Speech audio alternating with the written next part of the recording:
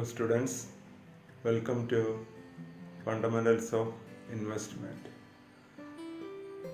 We have been discussing about the first module, that is investment environment.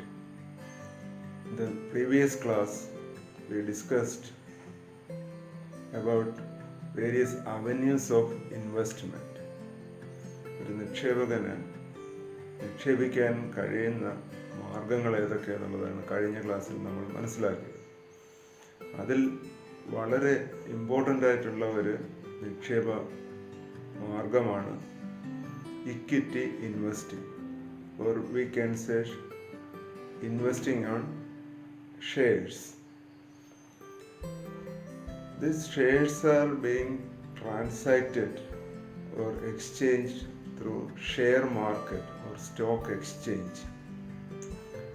On stock exchanges create one or more indices which will give direction about the trend existing in the market. Share മാർക്കറ്റിൻ്റെ trend മനസ്സിലാക്കുന്നതിന് വേണ്ടിയിട്ട് ഓരോ stock എക്സ്ചേഞ്ചും ചില സൂചികകൾ, stock market index എന്ന് പറയും, നിർമ്മിക്കുകയും അത് പബ്ലിക്കിന് അവൈലബിൾ ആക്കുകയും ചെയ്യാറുണ്ട്. So today we are going to discuss first security market indices. Let us start our discussion. Stock market indices are the barometers of stock market. The indices give a broad outline of the market movement and represent the whole market. Stock market index അല്ലെങ്കിൽ stock മാർക്കറ്റിൻ്റെ സൂചിക എന്ന് പറയുന്നത് stock മാർക്കറ്റിൻ്റെ ഒരു അളവുകോലാണ്. അതിനെ അളക്കാനായിട്ട് ഉപയോഗിക്കുന്നു. ഇതൊരു നമ്പറാണ്. ഈ നമ്പർ സ്റ്റോക്ക് മാർക്കറ്റിൻ്റെ ചലനങ്ങളെ കുറിച്ചിട്ടുള്ള ഒരു ബ്രോഡായിട്ടുള്ള ഒരു പിക്ചർ നമുക്ക് നൽകുന്നതാണ്. അതാണ് സ്റ്റോക്ക് മാർക്കറ്റ് ഇൻഡെക്സിൻ്റെ ഒരു പ്രത്യേകത, അല്ലെങ്കിൽ അതിൻ്റെ ഒരു ഉപയോഗം എന്ന് നമുക്ക് പറയാൻ പറ്റും. Indices give a broad outline of the market movement and represent the whole market. ഒരു സാധാരണ നിക്ഷേപകന് ഇപ്പോഴത്തെ ഷെയർ മാർക്കറ്റിൻ്റെ അവസ്ഥ എന്താണ്, അത് പ്രൈസ് കൂടിക്കൊണ്ടിരിക്കുന്ന ഒരു സമയമാണോ അതോ കുറഞ്ഞുകൊണ്ടിരിക്കുന്ന സമയമാണോ എന്ന് മനസ്സിലാക്കുന്നതിന് വേണ്ടിയിട്ടുള്ള ഒരു ബ്രോഡ് പിക്ചർ ലഭിക്കുന്നത് സ്റ്റോക്ക് മാർക്കറ്റ് ഇൻഡെക്സിലൂടെയാണ്. Some of the stock market indices are BSE, Sensex and NSE Nifty. ഇന്ത്യയിൽ അവൈലബിൾ ആയിട്ടുള്ളതിൽ വെച്ച് ഏറ്റവും പ്രശസ്തമായിട്ടുള്ള രണ്ട് സ്റ്റോക്ക് എക്സ്ചേഞ്ചാണ് ബോംബെ സ്റ്റോക്ക് എക്സ്ചേഞ്ച് അല്ലെങ്കിൽ BSE. BSEയുടെ പ്രധാനപ്പെട്ട ഇൻഡെക്സുകളിൽ ഒന്നാണ് BSE സെൻസെക്സ്. മറ്റൊരു big stock market in India is NSE, that is national stock exchange. National stock എക്സ്ചേഞ്ചിൻ്റെ സൂചികകളിൽ അല്ലെങ്കിൽ ഇൻഡൈസസുകളിൽ ഏറ്റവും പ്രധാനപ്പെട്ട ഒരു സൂചികയാണ് NSE Nifty. Now let us discuss the usefulness of indices. 1. Indices help to recognize the broad trend in the market.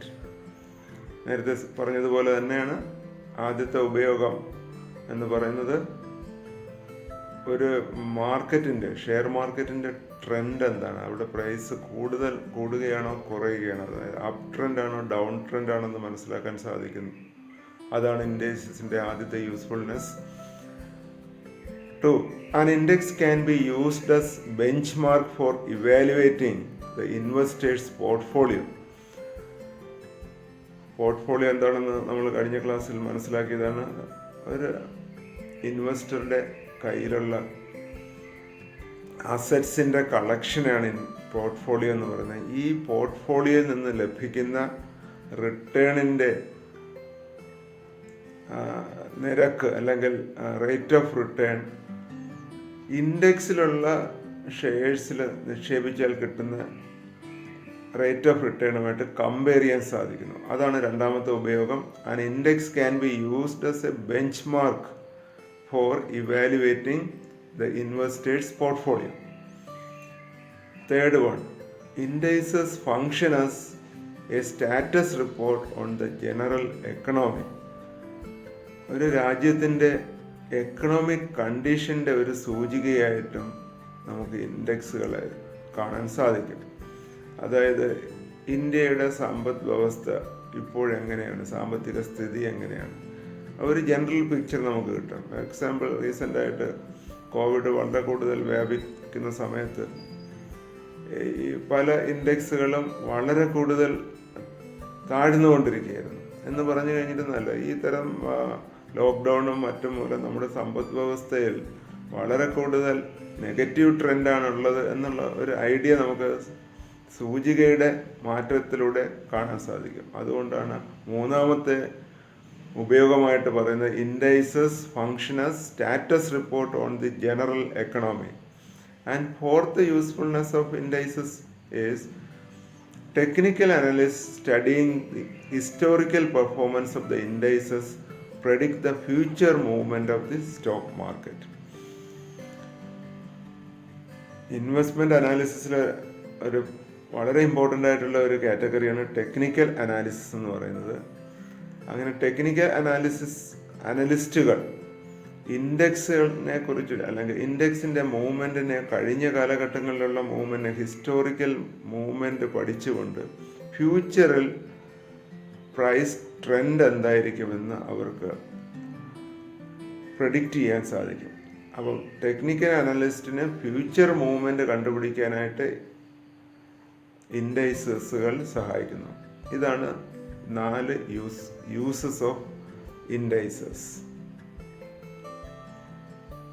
Next, let us see the composition of stocks. The composition of stocks in the index should reflect the market movement as well as macroeconomic changes. അതായത് stock market index എന്ന് പറയുന്ന ഈ സൂചിക അല്ലെങ്കിൽ ഈ number നിർമ്മിക്കുന്നത് ഒരു stock എക്സ്ചേഞ്ചിൽ അല്ലെങ്കിൽ ഷെയർ മാർക്കറ്റിൽ വിൽപ്പന നടത്തിക്കൊണ്ടിരിക്കുന്ന ഷെയറുകളുടെ അല്ലെങ്കിൽ അവിടെ ട്രേഡ് ചെയ്യപ്പെടുന്ന ഷെയറുകളിൽ ഏറ്റവും പ്രാധാന്യമുള്ള ഒരു ഗ്രൂപ്പ് ഷെയറുകൾ എടുത്തുകൊണ്ട് അവയുടെ പ്രൈസിനെ ആധാരമാക്കിക്കൊണ്ടാണ് സ്റ്റോക്ക് മാർക്കറ്റ് ഇൻഡെക്സ് നിർമ്മിക്കുന്നത്. അങ്ങനെ നിർമ്മിക്കുന്ന സ്റ്റോക്ക് മാർക്കറ്റ് ഇൻഡെക്സ് നമ്മുടെ ജനറൽ എക്കണോമിയുടെ ഒരു സൂചികയായിരിക്കണം എന്നുള്ളതാണ് പ്രധാനപ്പെട്ട ലക്ഷ്യം. ആ ലക്ഷ്യത്തോടു കൂടിയായിരിക്കണം ഒരു ഇൻഡെക്സിലുള്ള സ്റ്റോക്കുകളെ സെലക്ട് ചെയ്യേണ്ടത്. The Center for Monitoring Indian Economy maintains an index. It often changes the composition of the index so as to reflect the market movement in a better manner. Some of the stocks are dropped and others must be added time to time. Only then the index would become more representative. അപ്പോൾ അങ്ങനെ രാജ്യത്തിൻ്റെ അല്ലെങ്കിൽ stock മാർക്കറ്റിൻ്റെ മൊത്തത്തിലുള്ള ഒരു picture നൽകുന്ന രൂപത്തിലായിരിക്കണം എപ്പോഴും index പ്രവർത്തിക്കേണ്ടത്. അതിനുവേണ്ടി എന്താണ് ചെയ്യുന്നതെന്ന് പറഞ്ഞു കഴിഞ്ഞാൽ, ഒന്നാമതായിട്ട് ആ സ്റ്റോക്ക് എക്സ്ചേഞ്ചിൽ ട്രേഡ് ചെയ്യപ്പെടുന്ന ഏറ്റവും പ്രാധാന്യമുള്ള സ്റ്റോക്കുകളുടെ ഒരു കളക്ഷനായിരിക്കും ഇൻഡെക്സ് കാൽക്കുലേറ്റ് ചെയ്യുന്നതിന് വേണ്ടിയിട്ട് ഉപയോഗിക്കുക. അത് തന്നെ കാലാകാലങ്ങളിൽ റിവ്യൂ ചെയ്തുകൊണ്ട് രാജ്യത്തിൻ്റെ അല്ലെങ്കിൽ സ്റ്റോക്ക് മാർക്കറ്റിനെ റിഫ്ലക്റ്റ് അവസ്ഥയ്ക്ക് അനുസരിച്ച് പോകാത്ത സ്റ്റോക്കുകളെ ഒഴിവാക്കുകയും ഡ്രോപ്പ് ചെയ്യുകയും മറ്റ് പുതിയ സ്റ്റോക്കുകൾ ആഡ് ചെയ്യുകയും ചെയ്തുകൊണ്ട് കണ്ടിന്യൂസ് ആയിട്ടുള്ള റിവിഷൻ നടത്തിക്കൊണ്ടാണ് സ്റ്റോക്ക് മാർക്കറ്റുകൾ അവരുടെ ഇൻഡെക്സുകൾ ക്രിയേറ്റ് ചെയ്യുന്നത്. സോ ഇൻഡെക്സ് ക്രിയേറ്റ് ചെയ്യുമ്പോൾ അതിലുള്ള സ്റ്റോക്കുകൾ എന്തായിരിക്കണം, അതാണ് സ്റ്റോക്ക് ഇൻഡെക്സിൻ്റെ കോമ്പോസിഷൻ എന്ന് പറയുന്നത്. Now, computation of stock index. There are different methods for computing a stock market index. Let us see a few of them. Stock market indices are calculated using different methods. The most common methods are market capitalization weightage and price weightage. The index gives an idea about the general price movement of constituents that reflect the entire market. അപ്പോൾ പ്രധാനപ്പെട്ട രണ്ട് method എന്ന് പറയുന്നത് stock market ഇൻഡെക്സുകൾ create ചെയ്യുന്നതിന് ഉപയോഗിക്കുന്ന ആദ്യത്തെ method എന്ന് പറയുന്ന മാർക്കറ്റ് ക്യാപിറ്റലൈസേഷൻ വെയിറ്റേജ് എന്ന് പറയുന്ന മെത്തേഡാണ്. മാർക്കറ്റ് ക്യാപിറ്റലൈസേഷൻ എന്ന് പറഞ്ഞാൽ ഒരു പർട്ടിക്കുലർ കമ്പനിയുടെ ഷെയറിൻ്റെ കറണ്ട് പ്രൈസിനെ ടോട്ടൽ നമ്പർ ഓഫ് ഷെയർസ് കൊണ്ട് മൾട്ടിപ്ലൈ ചെയ്യുമ്പോൾ കിട്ടുന്ന വാല്യൂവിനെയാണ് ആ കമ്പനിയുടെ മാർക്കറ്റ് ക്യാപിറ്റലൈസേഷൻ എന്ന് പറയുന്നത്. അങ്ങനെ ഒരു കളക്ഷൻ ഓഫ് അല്ലെങ്കിൽ ഒരു ഗ്രൂപ്പ് ഓഫ് ഷെയർസിൻ്റെ മാർക്കറ്റ് ക്യാപിറ്റലൈസേഷന് വെയിറ്റ് കൊടുത്തുകൊണ്ട് എന്ന് വെച്ചാൽ അതിൻ്റെ പ്രൊപ്പോർഷൻ അനുസരിച്ച് കൊണ്ട് അതിൻ്റെ പ്രൈസിന് പ്രാധാന്യം നൽകിക്കൊണ്ട് നിർമ്മിക്കുന്നതാണ് ആദ്യത്തെ മെത്തേഡ്. ആ മെത്തേഡിന് പറയുന്ന പേരാണ് market capitalisation weightage. Second method is price weightage. ഇവിടെ ഓരോ ഷെയറിൻ്റെയും കറണ്ട് പ്രൈസ്, അതായത് ഓരോ ദിവസത്തെയും പ്രൈസ് എടുത്തുകൊണ്ട് ആ പ്രൈസിനെ ആധാരമാക്കിക്കൊണ്ടാണ് ആ സ്റ്റോക്ക് ഇൻഡെക്സ് ക്രിയേറ്റ് ചെയ്യുന്നത്. So there are two methods. One is market capitalization weightage method and second one is price weightage. Now let us see how Nifty index is created. Nifty is an important stock market index of National Stock Exchange. This is the security market index of National Stock Exchange or NSE. It composes of 50 leading stocks from different sectors of the listed companies in NSE. This index is calculated using the free float market capitalization method.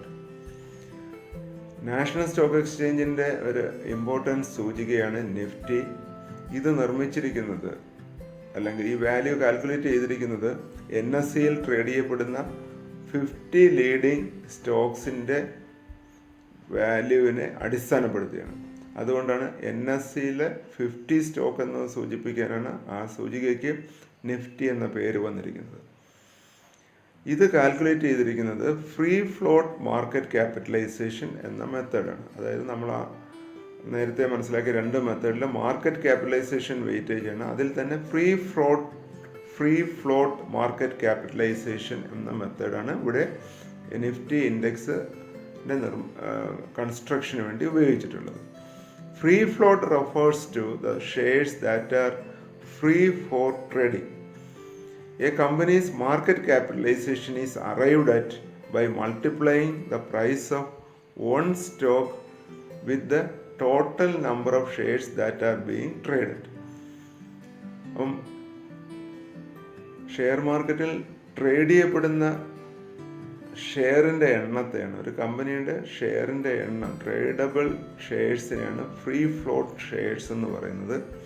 അങ്ങനെ free float market capitalisation കണ്ടുപിടിക്കുന്നതിന് ഈ 50 സ്റ്റോക്കുകളുടെയും free ഫ്ലോട്ടായിട്ടുള്ള നമ്പറിനെ ഓരോ ഷെയറിനെ എടുക്കുക, അതിൻ്റെ free float ഷെയർസിൻ്റെ free trading ഷെയർസിൻ്റെ എണ്ണത്തെ അതിൻ്റെ corresponding price കൊണ്ട് multiply ചെയ്യുക.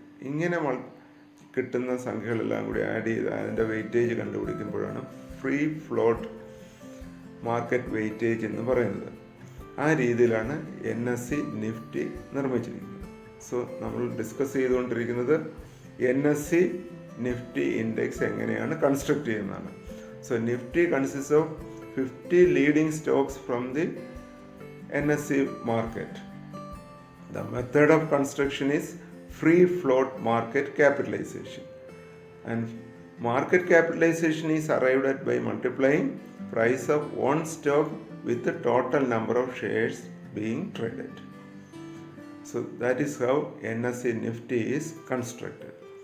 Now how BSE Sensex is constructed.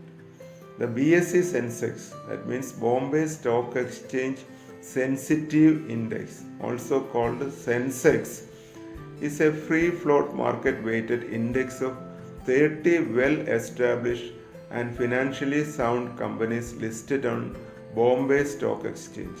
ഇന്ത്യയിൽ തന്നെ ഏറ്റവും പഴക്കമുള്ള ഏറ്റവും വലിയ ഒരു സ്റ്റോക്ക് എക്സ്ചേഞ്ചുകളിൽ ഒന്നാണ് ബോംബെ സ്റ്റോക്ക് എക്സ്ചേഞ്ച്. വളരെ ഫേമസ് ആയിട്ടുള്ള സ്റ്റോക്ക് എക്സ്ചേഞ്ചാണ്. ഈ സ്റ്റോക്ക് എക്സ്ചേഞ്ചിൻ്റെ സൂചികകളിൽ ഏറ്റവും പ്രധാനപ്പെട്ട സൂചികയാണ് BSE സെൻസെക്സ് അല്ലെങ്കിൽ സെൻസെക്സ് എന്നറിയപ്പെടുന്ന ഇൻഡെക്സ്. ഈ ഇൻഡെക്സ് നിർമ്മിച്ചിരിക്കുന്നതും ഫ്രീ ഫ്ലോട്ട് മാർക്കറ്റ് വെയ്റ്റ് എന്ന് പറയുന്ന മെത്തേഡ് അനുസരിച്ചിട്ടാണ്. ഈ ഇൻഡെക്സ് നിർമ്മിക്കാനായിട്ട് BSE എന്ന് പറയുന്ന സ്റ്റോക്ക് എക്സ്ചേഞ്ചിൽ ട്രേഡ് ചെയ്യുന്ന ഇമ്പോർട്ടൻ്റ് ആയിട്ടുള്ള 30 കമ്പനികളുടെ ഷെയർസിനെ ആധാരമാക്കിയാണ് നിർമ്മിച്ചിരിക്കുന്നത്. സോ സെൻസെക്സ് നിർമ്മിച്ചിരിക്കുന്നത് 30 ഷെയർസിനെ ബേസ് ചെയ്തുകൊണ്ട് ഫ്രീ ഫ്ലോട്ട് മാർക്കറ്റ് വെയിറ്റേജ് എന്ന് പറയുന്ന മെത്തേഡ് ഉപയോഗിച്ചുകൊണ്ടാണ്. Published since 1st January 1986, the BSE Sensex is regarded as the pulse of the domestic stock market in India. ഇന്ത്യയുടെ സ്റ്റോക്ക് മാർക്കറ്റിൻ്റെ ചലനങ്ങളുടെ വളരെ നേരിട്ടുള്ള ഒരു പ്രതിഫലനം നമുക്ക് സെൻസെക്സിൻ്റെ മൂവ്മെൻറ്റിൽ കാണാൻ സാധിക്കും. സോ ഇതാണ് നമുക്ക് ഇന്ന് ആദ്യം ഡിസ്കസ് ചെയ്യാനുള്ള topic, stock market index. Stock market ഇൻഡെക്സിലെ പ്രധാനപ്പെട്ട 2 ഇൻഡെക്സുകളാണ് NSE Nifty and BSE Sensex. Nifty construct ചെയ്തിരിക്കുന്നത് 50 leading shares from NSE stock exchange ആണെങ്കിൽ BSE സെൻസെക്സ് നിർമ്മിച്ചിരിക്കുന്നത് ബോംബെ സ്റ്റോക്ക് എക്സ്ചേഞ്ചിൽ ട്രേഡ് ചെയ്യുന്ന പ്രധാനപ്പെട്ട 30 കമ്പനികളെ അടിസ്ഥാനമാക്കിയിട്ടാണ്. Next topic of discussion for today is sources of financial information. Learning about investing means learning how money makes money. No one will watch over your investment more closely or carefully as you yourself. So one has to learn as much as he can and become as knowledgeable and savvy about investing as possible. Financial information ഒരു ഇൻവെസ്റ്റർക്ക് എവിടെ നിന്നെല്ലാം കിട്ടും, അതിൻ്റെ sources എന്തൊക്കെയാണ്, ഇതാണ് അടുത്തതായിട്ട് നമ്മൾ പഠിക്കുന്നത്. എന്തിനാണ് ഇൻഫർമേഷൻ? ഒരു ഇൻവെസ്റ്റ്മെൻറ്റ് നടത്തുമ്പോൾ ഇൻവെസ്റ്ററുടെ ഒബ്ജക്റ്റീവ് എന്തായിരിക്കണം എന്നുള്ളത് നമ്മൾ ഫസ്റ്റ് ഡേയിൽ ഡിസ്കസ് ചെയ്തതാണ്. സോ ഇൻവെസ്റ്റ്മെൻറ്റ് ഒബ്ജക്റ്റീവ് എന്ന് പറയുമ്പോൾ ആദ്യത്തെ ഒബ്ജക്റ്റീവ് എന്ന് പറയുന്നത് തന്നെ we want to get more return from our money, അല്ലെങ്കിൽ നമ്മൾ ഇൻവെസ്റ്റ്മെൻറ്റിലൂടെ ഒരു വരുമാനമാണ് അവിടെ പ്രതീക്ഷിക്കുന്നത്. For the main motto is to make more money. ഇങ്ങനെ ചെയ്യണമെന്നുണ്ടെങ്കിൽ നമ്മുടെ നിക്ഷേപങ്ങൾ ലാഭകരമായി മാറണം. ലാഭകരമായി മാറണമെന്നുണ്ടെങ്കിൽ നിക്ഷേപിക്കേണ്ടത് എപ്പോഴാണ്, ഏത് തരം അസറ്റിലാണ് നിക്ഷേപിക്കേണ്ടത്, എപ്പോഴാണ് അതിൻ്റെ ചലനങ്ങളെ നിരീക്ഷിക്കേണ്ടത്, ആ നിരീക്ഷണത്തിനനുസരിച്ചിട്ട് പോർട്ട്ഫോളിയോയിൽ എന്തൊക്കെ മാറ്റങ്ങൾ വരുത്തണം, ഇതൊക്കെയായിരുന്നു steps involve in construction or investment process എന്നുള്ളത് നമ്മൾ ഡിസ്കസ് ചെയ്തതാണ്. അപ്പോൾ അങ്ങനെ ഒരു ഇൻഫോംഡ് ഇൻവെസ്റ്റർക്ക് മാത്രമേ ഈ തരത്തിൽ പ്രോഫിറ്റബിൾ ആയിട്ടുള്ള ഇൻവെസ്റ്റ്മെൻറ്റ് നടത്താൻ സാധിക്കുകയുള്ളൂ. അതിന് ഓരോ ഇൻവെസ്റ്ററും മാർക്കറ്റിനെ കുറിച്ചിട്ടും അസറ്റ് ക്ലാസിൻ്റെ പ്രൈസ് മൂവ്മെൻറ്റിനെ കുറിച്ചിട്ടും അതിൻ്റെ ട്രെൻഡിനെ കുറിച്ചിട്ടും തുടർച്ചയായി പഠിക്കേണ്ടത് വളരെ അത്യാവശ്യമാണ്. അതിന് വേണ്ടിയിട്ടുള്ള ഇൻഫർമേഷൻ എങ്ങനെ കണ്ടെത്താം എന്നുള്ളതാണ് നമ്മുടെ discussion. It is important to be an informed investor. Financial websites, periodicals, investment books and publications will keep you up to date and educated about investing, about what is going on in the economy, what influences your money, your invested funds, and where your money can be placed so that it will work hardest for you. Becoming investment literate is an ongoing process. So ഇങ്ങനെ നമുക്ക് ശരിയായ തീരുമാനങ്ങൾ എടുത്തുകൊണ്ട് investment നടത്തണമെന്നുണ്ടെങ്കിൽ ധാരാളം പഠനങ്ങൾ നടത്തേണ്ടത് ആവശ്യമാണ്. അങ്ങനെ പഠനങ്ങൾ നടത്തുന്നതിന് വളരെ കൂടുതൽ ഇൻഫർമേഷൻ അല്ലെങ്കിൽ അറിവുകൾ ആവശ്യമാണ്. ആ അറിവുകൾ എന്തിനു വേണ്ടിയിട്ടാണെന്ന് പറഞ്ഞു കഴിഞ്ഞിരുന്നാൽ നമ്മുടെ സമ്പദ് വ്യവസ്ഥയെക്കുറിച്ചിട്ട്, ഒരു ഇൻഡസ്ട്രിയെ കുറിച്ചിട്ട്, ഒരു കമ്പനിയെ കുറിച്ചിട്ട്, ഓരോ അസറ്റിനെ കുറിച്ചിട്ട് ഉള്ള ഇൻഫർമേഷൻസാണ് നമുക്ക് ആവശ്യമായിട്ടുള്ളത്. ഈ ഇൻഫർമേഷൻസ് പഠിച്ചുകൊണ്ടാണ് ഒരാൾ കറക്റ്റായിട്ടുള്ള ഇൻവെസ്റ്റ്മെൻറ്റ് ഡിസിഷൻസ് എടുക്കാൻ സാധിക്കുന്നത്. അതിനുള്ള പ്രധാനപ്പെട്ട സോഴ്സസ് എന്ന് പറയുന്നത് financial websites, periodicals, investment books and publications. പ്രധാനമായിട്ടും ഫിനാൻഷ്യൽ വെബ്സൈറ്റുകളാണ് ഒരു source, like Moneycontrol, periodicals like magazines or weeklies, investment books and publications. ഇൻവെസ്റ്റ്മെൻറ്റും പോർട്ട്ഫോളിയോയുമായി ബന്ധപ്പെട്ട പലതരം ബുക്കുകളും പബ്ലിഷ് ചെയ്യപ്പെടുന്നുണ്ട്. ഇതൊക്കെയാണ് നമുക്ക് ഇൻഫർമേഷൻ ലഭിക്കാനുള്ള പ്രധാനപ്പെട്ട മാർഗങ്ങൾ. ഒപ്പം newspapers, books like the Intelligent Investor written by Benjamin Graham is recognized as one of the classic texts in investing. ഏതൊരു ഇൻവെസ്റ്ററും വായിച്ചിരിക്കേണ്ട വളരെ പ്രധാനപ്പെട്ട ഒരു ബുക്കാണ് the Intelligent Investor written by Benjamin Graham. ബുക്സാണ് നമ്മുടെ ഒരു സോഴ്സ് എന്ന് പറയുമ്പോൾ അതിൽ ഏറ്റവും ഇമ്പോർട്ടൻ്റ് ആയിട്ടുള്ള ഒരു ബുക്കാണ്. എല്ലാവരും ഓർത്തിരിക്കേണ്ട ഒരു പേരാണ് ദ ഇൻ്റലിജൻറ്റ് ഇൻവെസ്റ്റർ. അത് എഴുതിയിരിക്കുന്നത് Benjamin Graham. Following are the major financial dailies available in India: the Hindu, Business Line and the Economic Times. ഇന്ത്യയിൽ ലഭ്യമായിട്ടുള്ള വെച്ചിട്ട് ഫിനാൻഷ്യൽ ന്യൂസ് പേപ്പേഴ്സ് എന്ന് പറയാവുന്ന ഇമ്പോർട്ടൻറ്റ് ഫിനാൻഷ്യൽ ന്യൂസ് പേപ്പേഴ്സാണ് ഹിന്ദു, ബിസിനസ് ലൈനും എക്കണോമിക് ടൈംസ്. ഇതിലൂടെ നമുക്ക് ധാരാളം ബിസിനസ് റിലേറ്റഡ് ഇൻഫർമേഷൻ ലഭിക്കുന്നതാണ്. Following are the major financial periodicals available: Business India and Business Today. അപ്പോൾ മാഗസിൻ എക്സാമ്പിളാണ് ബിസിനസ് ഇന്ത്യയും business today. Similarly a company's annual report and prospectus are also A main source of information for investor. കമ്പനികൾ ഓരോ വർഷവും അവരുടെ പ്രവർത്തന report, അതിനാണ് annual report എന്ന് പറയുന്നത്, അത് പബ്ലിഷ് ചെയ്യാറുണ്ട്. അതുപോലെ തന്നെ കമ്പനിയുടെ വിവരങ്ങൾ അറിയുന്നതിന് വേണ്ടിയിട്ട് കമ്പനികളുടെ പ്രോസ്പെക്റ്റുകൾ ലഭ്യമാണ്. ഇതെല്ലാം തന്നെ നമുക്ക് പഠിച്ചുകൊണ്ട് ആ കമ്പനിയുടെ പ്രവർത്തനത്തെക്കുറിച്ച് വിലയിരുത്താൻ സാധിക്കുന്നതാണ്. Especially a company's annual report consist of its chairmans report, then financial statements like balance sheet, profit and loss statement, cash flow statement, etc. ഇതെല്ലാം വിശദമായി അനലൈസ് ചെയ്തുകൊണ്ട് ഓരോ ആളിനും ശരിയായ വിലയിരുത്തലുകൾ നടത്തിക്കൊണ്ട് ശരിയായ രീതിയിലുള്ള നിക്ഷേപം നടത്താൻ സാധിക്കും. So second topic of today's discussion is sources of financial information. Financial ഇൻഫർമേഷൻ്റെ സോഴ്സസ് ആയിട്ട് പറയാൻ പറ്റുന്നത് വെബ്സൈറ്റുകളും ന്യൂസ് പേപ്പറുകളും മാഗസീൻസും കമ്പനിയുടെ annual റിപ്പോർട്ടുമാണ്.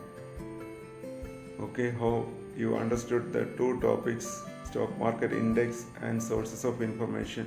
With this we conclude today's discussion. Thank you.